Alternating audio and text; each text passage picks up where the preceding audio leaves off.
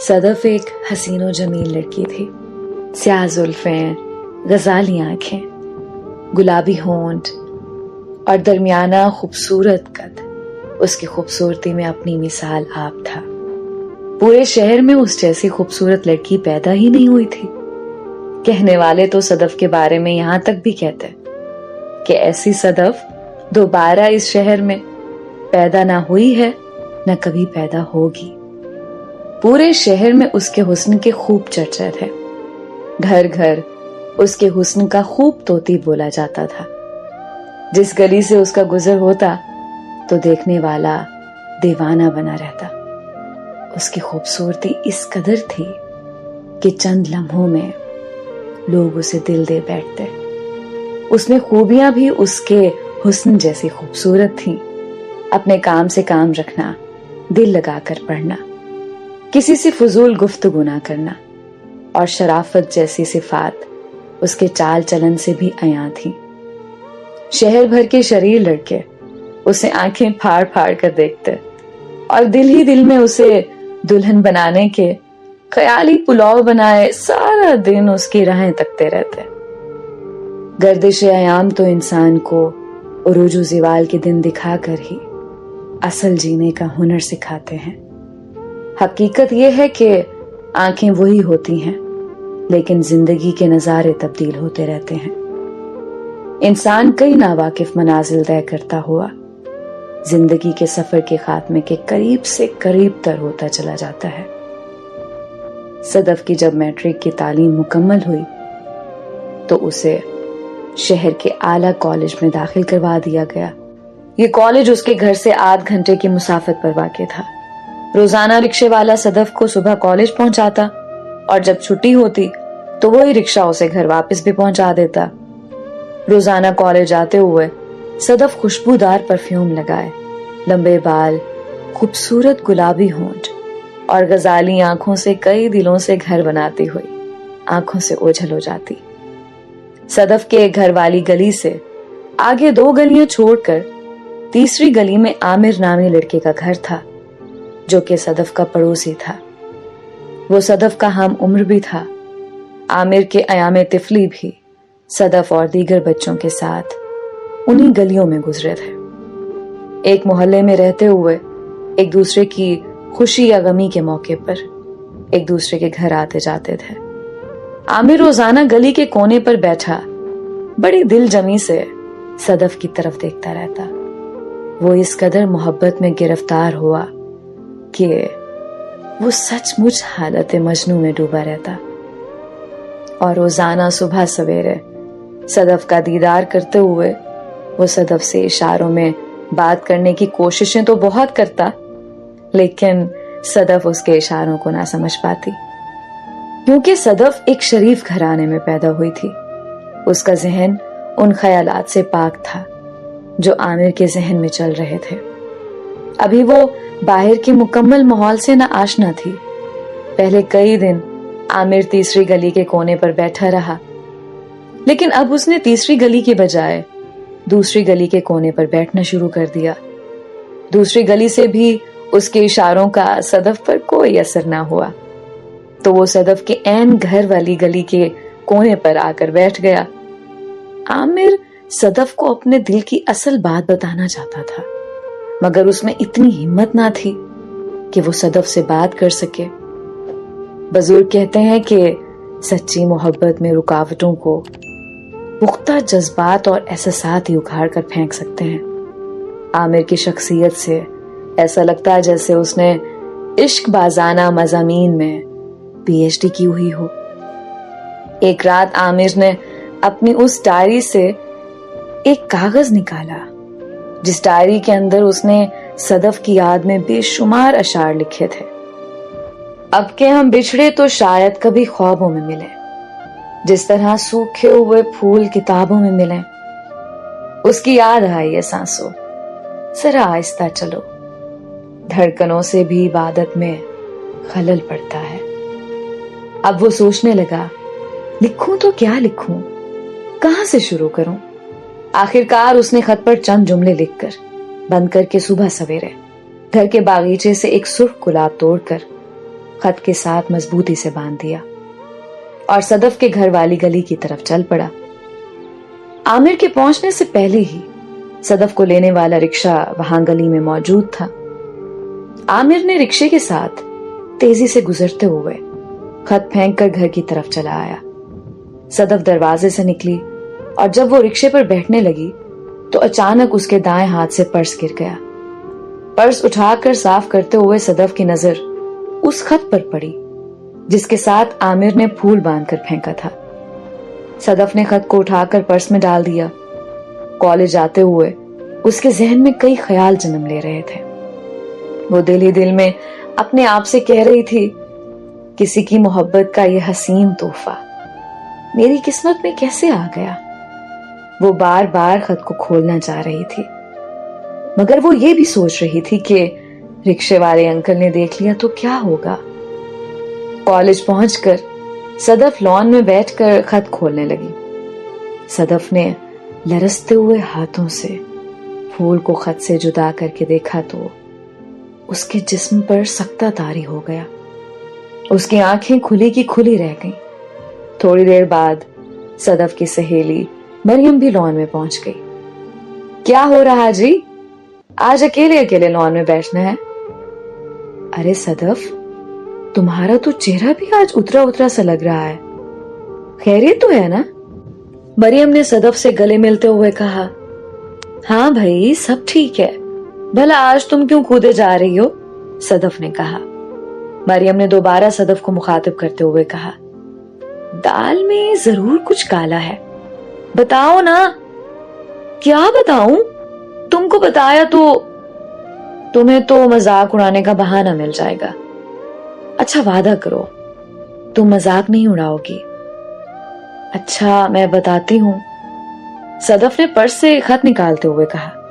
مریم کہنے لگی، ارے پگلی، پہلے کبھی میں نے تمہارے ساتھ زیادتی کی ہے؟ ایسی کون سی بات ہے کہ آج حلف برداریاں ہو رہی ہیں؟ صدف نے خط نکال کر مریم کو دکھاتے ہوئے ساری داستان سنا دی۔ مریم کے پاؤں سے بھی زمین نکل گئی۔ اس نے حیرانی سے طنزیہ انداز میں کہا، اچھا اب تمہیں بھی کسی شہزادے نے آخر پسند کر ہی لیا، یقیناً آپ کا کوئی پڑوسی ہوگا۔ صدف تو عامر کو اچھی طرح جانتی تھی اور واقعی عامر اس کا پڑوسی تھا۔ سارا دن وہ دوران کلاسز بھی یہی سوچتی رہی۔ کالج سے گھر آتے ہوئے بھی وہ ان خیالات سے نہ نکل پائی۔ صدف جیسے ہی گلی میں اتری تو اسے عامر گلی میں گھومتا دکھائی دیا تو اس کا شک یقین میں بدل گیا۔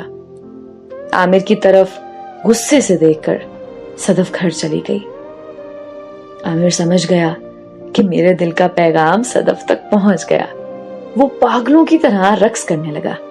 اس کی خوشی کی انتہا نہ رہی۔ کچھ عرصے کے بعد یوں ہوا کہ جب صدف کی کالج کی تعلیم مکمل ہوئی تو اس کے ماموں اسلام آباد سے صدف کا رشتہ مانگنے ان کے گھر آئے۔ صدف کے والدین نے انہیں ہاں کر دی۔ صدف کا رشتہ اس کے ماموں کے بیٹے نوید سے طے ہو گیا۔ نوید اچھا خاصا پڑھا لکھا اور گورنمنٹ ملازم تھا۔ صدف خاندان کے بزرگوں ماموں اور ممانی کے درمیان خوبصورت سرخ فراق پہنے، ہاتھوں پر مہندی لگائے، ہونٹوں پر سرخ لپسٹک سجائے خاموش دلہن بنی بیٹھی تھی۔ اس کے دل میں عامر کے الفاظ گھر کر چکے تھے۔ وہ پوری طرح محبت کی لپیٹ میں آ چکی تھی۔ عامر اس کی زندگی کا حصہ بن چکا تھا۔ رشتہ طے کرنے کے بعد شادی کی تیاریاں شروع ہو گئیں۔ فرنیچر، جیولری اور شادی کی تیاریاں کرتے کرتے بالآخر صدف کی رخصتی کا دن بھی آ گیا۔ عامر کو جب اچانک سے ان تمام باتوں کا علم ہوا تو اس کو بہت دکھ ہوا۔ اس کے لیے یہ بالکل کسی ناگہانی موت کا عالم تھا۔ اس خبر کے ملتے ہی عامر غصے سے پاگل ہو گیا تھا۔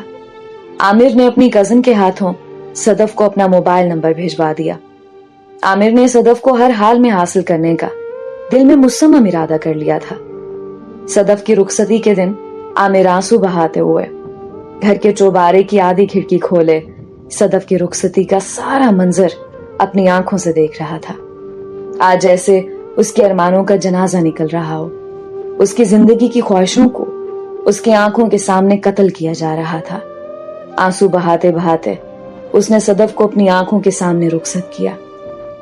सदफ की रुखसती के 1 हफ्ते बाद सुबह सवेरे आमिर उसी खिड़की में नजरें जमाए खड़ा, ख्यालों में सदफ की यादों में मसरूफ था कि उसके नीले रंग के कोट की फ्रंट जेब में से मोबाइल पर मैसेज की आवाज आई।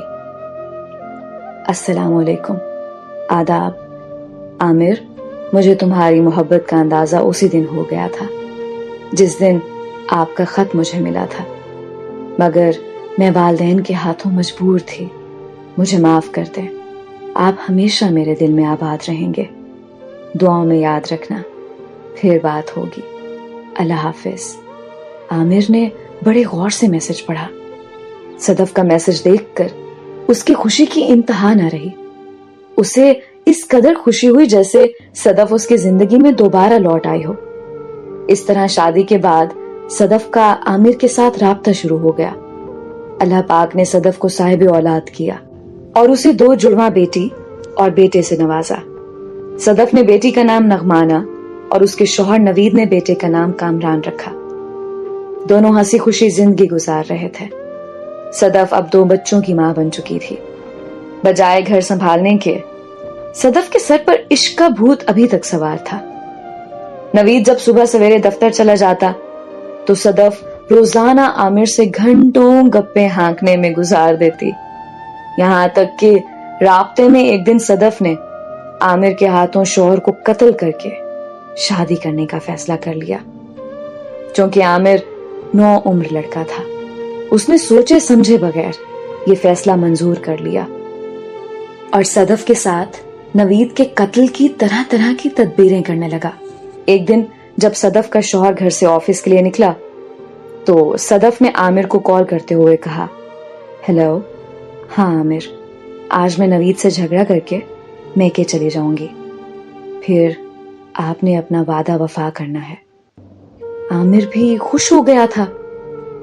उसे ये समझ ना आई कि वो जिस काम के लिए कदम उठा रहा है वो उसकी सारी जिंदगी को चंद लम्हों में तबाह करके रख देगा। वो ये भी सोचने से कासिर था कि इश्क की असीरी उसे सलाखों की असीर बना देगी। सदफ का शौहर जैसे ही ऑफिस से घर वापस आया तो सदफ ने पहले तो नवीद के सलाम का जवाब तक ना दिया और फिर मूड खराब करके बैठ गई। सदफ, आज खैरियत तो है? क्या घर में किसी ने कुछ ऐसा वैसा कहा है? बताओ तो सही। नवीद ने लैपटॉप मेज पर रखते हुए कहा।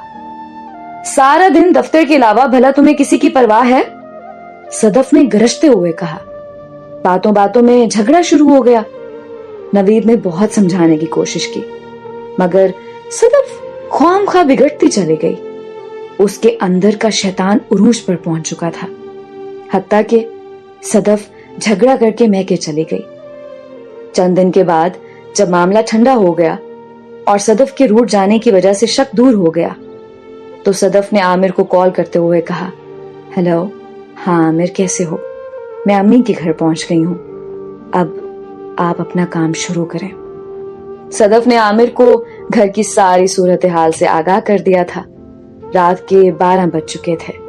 हर तरफ खामोशी का आलम था। तेज बारिश हो रही थी। आमिर ने दोस्त सुल्तान के घर से पिस्तौल उठाया और नवीद के घर का दरवाजा खटखटाया तो अंदर से नवीद ने आवाज देते हुए कहा, अरे 1 मिनट सब्र तो करो यार, आ रहा हूं। बाहर बारिश हो रही है, मुझे छतरी तो ढूंढने दो।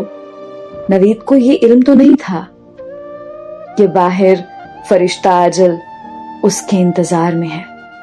नवीद जैसे ही दरवाजा खोलकर बाहर आया, आमिर ने उसके सर पर गोली मारी, जिसके बाद आमिर रफू चक्कर हो गया।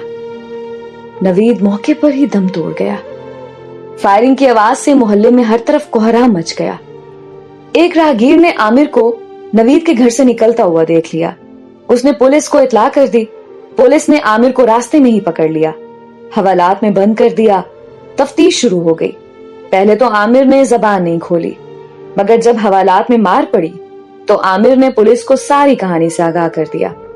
ससुराल वालों की तरफ से भी सदफ को अपने शौहर के कत्ल का मुजरिम करार दे दिया गया कि नवीद के कत्ल में सदफ का हाथ है। आमिर को सजाए मौत हो गई। सदफ का शौहर के कत्ल के बाद आमिर से शादी का ख्वाब ही रह गया। दोनों खानदान तबाह हो गए। सदफ हर किसी को गले लगाकर खूब रोती और अपने फैसले पर दिन रात पछताती रहती।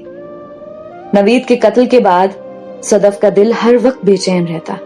दिन ब दिन वो शौहर के गम और कत्ल जैसे गुनाह से खत्म हो रही थी। एक रात सदफ ख्वाब में उसके शौहर की मोहब्बत मुखातिब करके कहने लगी, अब तुझे सारी जिंदगी रुसवा ही रहना है। मोहब्बत के कातलों की यही सजा होती है। सदफ नींद से चीखती हुई उठी और रो रो कर कहने लगी, मैंने जुल्म किया, मैं मुजरिम हूं, मैं कातिल हूं। नवीद, मोहब्बत, ऐ मोहब्बत मुझे माफ कर दे। ऐ मोहब्बत मुझे माफ कर दे।